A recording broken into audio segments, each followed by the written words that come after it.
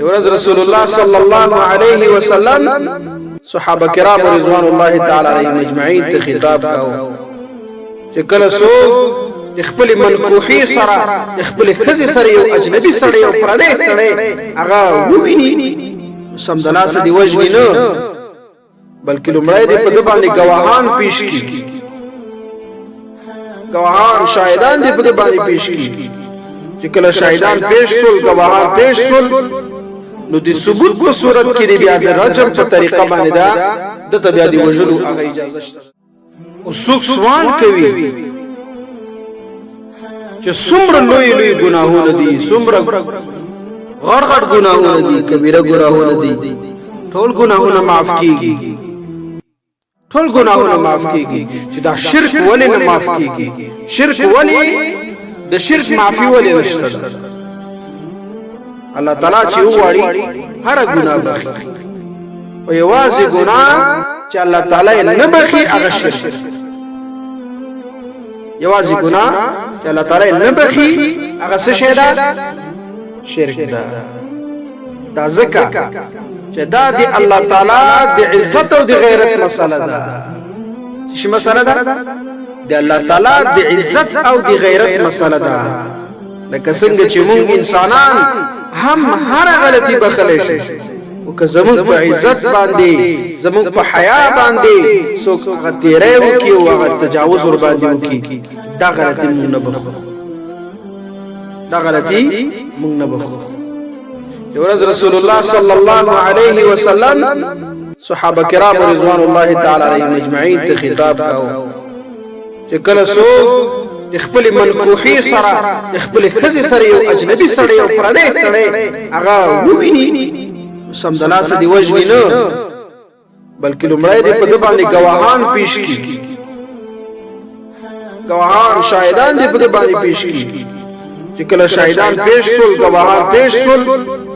نو د ثبوت په صورت کې دی بیا د رجم په طریقه باندې دا د بیا دی وجلو هغه اجازه شته د بیا وجلو کله ثبوت شو په د باندې نو بیا د رجم په طریقه باندې د دی وجلو اجازه شته دغه وخت کې د انصار یو مشهور سعد بن عباده رضی الله تعالی عنہ دا پورته شو وی ویل یا رسول الله صلی الله علیه وسلم زچ ترسو گواهان پیدا کوما ترسو گواهان پسې ګرځېږم گواهان پیدا کوما دا کس به تختیدلې نو رسول الله صلی الله علیه وسلم ورته ویلي خنو بیا څه کوي داسې حالت دی ولید بیا څه کوي د ورته د الله رسوله خپل خنجر باندې سر پرې کوم خپل توره ورته سر پرې کوم نه پرېدم ژوند رسول الله صلی الله علیه وسلم انصار ته ویلي ستاسو دغه مشر او ستاسو د رهنما چې دا ډېر لوی غیرتی ده خو زل دنه زیات غیرتی ما الله تعالی لمانه زیات غیرتی ده دا ډېر غیرتی ده د دره زیات غیرتی و خو معنا الله رب العزت زیات غیرتی الله تعالی معنا لوی زیات غیرتی الله تعالی چې موږ ته داسې احکام را کړی دي خامخا پکې هغه څه حکمتونه شته ده بلکې د الله تعالی د غیرت تقاضا هم دادا چې د محرماتو له ځان وساتل شي محرماتو د شي ځان وساتل شي نو لدينا معلومه شولا چې زمونږ او استاد ایمان او وجدان او غیرت هغه دا نه قبلوي چې د عزت او د حیا په مسله کې د سوق وبخو فالله تعالی چې تر ټولو لوی او بی انتهایی غیرتی ذات ده هغه بسنګ د شرک په مسله کې سوق وبخو هغه سر چې سوق شریک جوړ کړل شي هغه بسنګ الله تعالی وبخو څنګه به الله تعالی وبخو یو بل مثال درته درکوم کدی چا من کوحه دی چا کزا هغه دی خاون په حقوقو کې یا د کور په کارونو کې کاهلی او سستی وکوي یا خواړه په صحیح ډول باندې نشي تیارولای یا داسې نوري غلطیانی کوي نو دا دومره لویه مسله نه ده امکان لري چې خاوند د خپل ښځې دغه ټولې غلطیانې وبخښي که چیرې هغه بخښنه ورته ونشي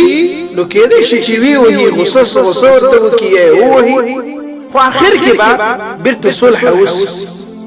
صلح آخره کې کېږي بیرته معامله خلاصېږي بیرته هغه عادي ژوند ته بیرته واپس ګرځي او که چیرې خپل خاوند ته دغه ښځه ووایي چې ای فلانیه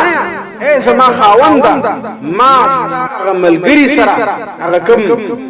ستا جګري ملګری ده څه کوم هغه در باندې ډېر ګران ملګری ده چې دلته تا ته هر وخت مېمنخانې ته راځي هغه سره زما غلط تعلقات ناجائز تعلقات ورسره ساتم